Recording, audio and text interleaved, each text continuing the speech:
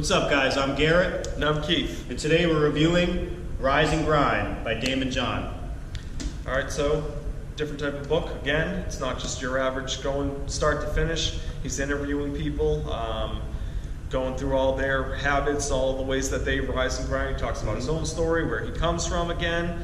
Talks about how when he travels, how he's always making sure he's on his grind, that type of thing. And then, of course, the excerpts from all the different people, a lot of celebrities in there that are, He's got some great people. I mean, Catherine Zeta-Jones, Grant Cardone, Carlos Santana. I mean, the list goes on. He's got some great people in here that he interviews. Yep. And I just want to say, his story, like Daymond himself, his story is super influential, and that's probably the biggest piece I got out of this book. Yep. Because I don't really watch Shark Tank. I haven't read his other book, The Power of Broke. Love Shark Tank. I know. I need to start watching it. But, that was kind of the biggest piece in here for me, was looking at what he's done and what he accomplished, and because he's a hustler, man. He's talking about when he was like selling the hoodies and whatnot on the streets. Like, that's how he started FUBU. He started this gigantic brand, just going to hip hop shows and selling clothes there, dude. And hustler. He rose and rose. He was rising and grinding. He was rising and grinding, yeah. So, I mean, you're a grinder. I mean, everything we're doing, we're always sitting there. I mean, it's 9 o'clock at night right now. A lot of these videos you see, we're doing them at the end of a long work day. So we know what it's like to work and grind late into the night, wake up, do it again, hit it as hard as we can. That was the first thing I wrote down on my little list here of talking points. Mm-hmm. He said, right off the bat, first chapter, go to bed dead tired from working your grind. Yep. Love that. I mean, always going, pushing yourself. Another one I liked, the time will never be perfect, so make perfect use of your time. If I could live by that, where would my business be? Where would I be? I mean, I love that quote. Yeah. It's never going to be the right time to do anything. Yep. You just got to do it. You just got to take that action and go. Yep, absolutely.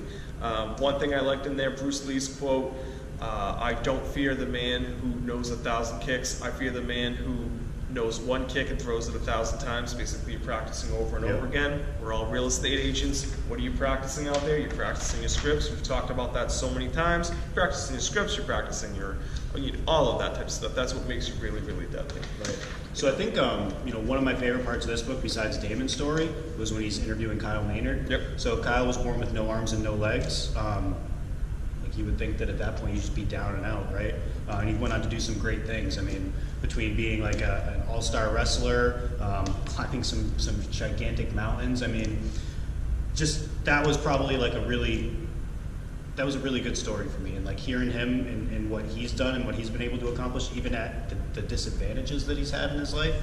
I mean, they even say, by the age of 18, he didn't even know what the name of the disease that he had was, because his parents didn't treat him like he was disabled.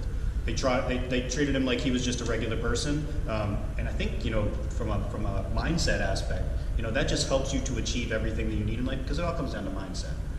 Disadvantages. You said, all right, so the disadvantages he was struggling through. Yeah. You and I talked about it, an hour ago. Disadvantages weren't a disadvantage. Right. I mean, he used them to his advantages. You're wrestling somebody with no arms and no legs. You can't pin the kid down. Right. It was an advantage. He learned to use that to his benefit. Another disadvantage, something about Daymond. He's made it public. He's talked about it for years.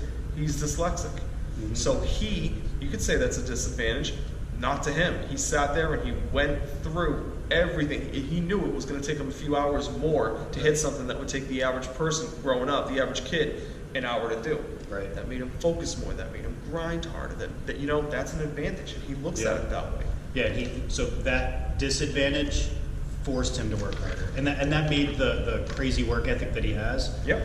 And that just made him rise and grind every single day to push even harder, because that's what he had to do. So That's the same thing with Kyle Maynard in this book, and to the point where on the wrestling team, people were saying that he has an advantage and that he shouldn't be in the weight class that he's in because he didn't have any arms or legs, so it didn't account for his body weight. I mean, to think that you have no... Imagine that guy that goes up to the kid that has no arms, no legs, and says, "You're at an advantage on this wrestling mat. You need to be in a different weight class." That's messed up, man. But you know what? He made that an advantage for him. Absolutely. And you just gotta, whatever your situation is, make the best of it and just rise and grind. The mindset, Matt Maynard, you were talking about the prosthetics there. He put on prosthetics to kind of be normal. Mm-hmm. He wasn't him. The other people in school were like, oh yeah, as soon as he took them off and went back to him, it was him again. I mean, it wasn't a disadvantage, it was an advantage for him, Right. All right, so as a real estate agent, every time I go to, this is one of the talking points I liked, he talked about work-life balance and getting in the stuff that you want to do. Mm-hmm. I go to a lot of conferences, go to a lot of places all over the country. I mean, you do too. I loved how he said, yeah, you're always working. But when I have people I have to meet, I'm sitting down taking calls by the pool. You see me on Instagram, because he's a party guy, he likes to go out and party, but you'll see him on Instagram partying it up. Mm-hmm. But he's with clients, he's with his business partners, he might be with Shark Tank people, right. He's with other authors, he's with people that, it's a business that, I always say all the time to people who say, oh yeah, you're working all the time, you're always working. Look, we'll be out to dinner, I'll be out with people, we're out having fun, you're taking calls. Right. You're making, you know what I mean? I love that part of it. He plans skiing trips, that type of thing. I went to Celebration for CRS earlier this year, it was in Dallas, and you're sitting by the pool, you're sitting by a waterfall taking phone calls, you're just, that's the way it goes. Multitask, right? So for me this year it's been integrating my vacations with conferences and work trips to kind of put them all together.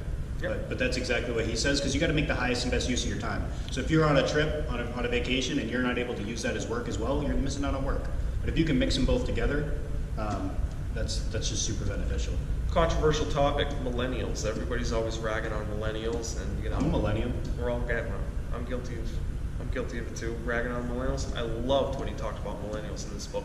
He's saying they're always grinding. There is no. If you really look at certain generations, not to pick on generations, there's work hours and there's non-work hours. And I think of all those people that I grew up watching, well, you're working from here to here, and then after that, you leave work aside. Right. Look, we're hustlers, we're grinders, we're rising and grinding every day, we're always moving forward. There are no work hours and non-work hours. There's when you're grinding, and then there's where you're grinding, but you're on Instagram with your business partners, and we have a lot of fun. Seriously, we have a lot of fun. But we're always grinding. Yeah, I think the millennial era is really the death of the 9 to 5. Yeah, they're sitting there, they go home and they do that proverbial. Now you pull out your cell phone, they're on their cell phone starting businesses and making money. Whereas everybody else is laughing, these millennials these days, they're sitting there glued to their phone. Yeah, they're starting businesses. They're hustling. Really, I like that. It spoke to me a little bit, because I'm always ragging on people. Gary Vee, they gave his checklist when they interviewed Gary Vee and gave some stories and all that.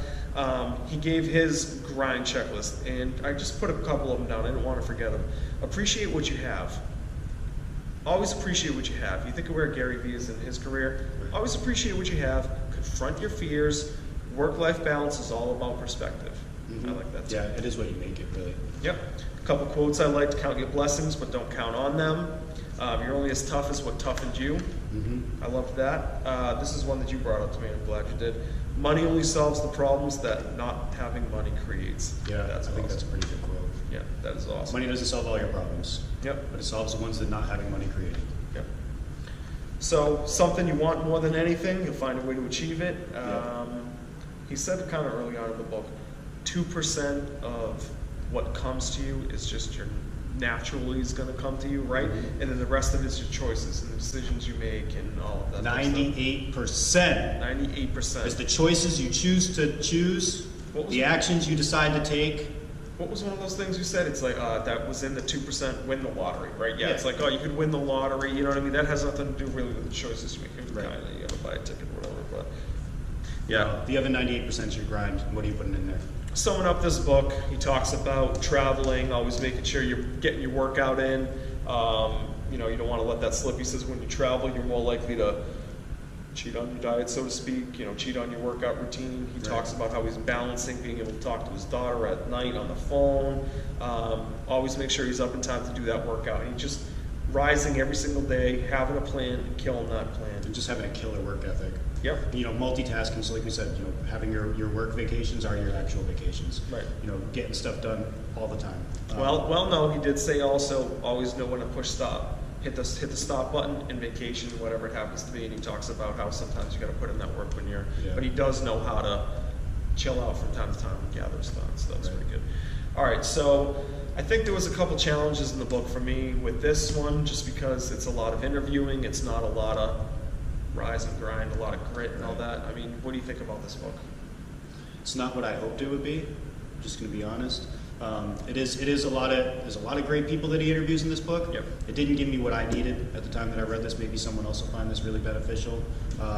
I just thought it was going to be more about rising and grinding. I mean, there's some good stuff in there. There's some pretty good content, some good people that he interviews, some decent talking points, but you know, the meat of it didn't really do it for me, man. When you're asking these questions and when you're in that comment section for this book, tell us what you really got out of it. Tell us why you would recommend this book to another person. Tell us what you're going to walk around thinking that's going to make you change your business, that's going to make changes in your life. Maybe it's the work-life balance. I don't know. I really want to put this one on you guys, and I want to hear what you have to do, and I want to go through that with you guys. So yeah. So I mean, that being said, I mean, I gave it a 2.6 out of 5. So 2.6, I gave it a 2.8 out of 5. So we're giving this 2.7 total. As always, fill up that comment section. Let us know what you like, what you dislike. Ask us the questions. Give us your big bangs. And like I said earlier, I want to know what really inspired you in this book. What's going to make you refer it to somebody else. Yeah, I hope you guys got some good stuff out of this book. But make sure you join us next time as we're reviewing The Compound Effect by Darren Hardy. And as always, keep doing next level shit. Keep doing next level shit.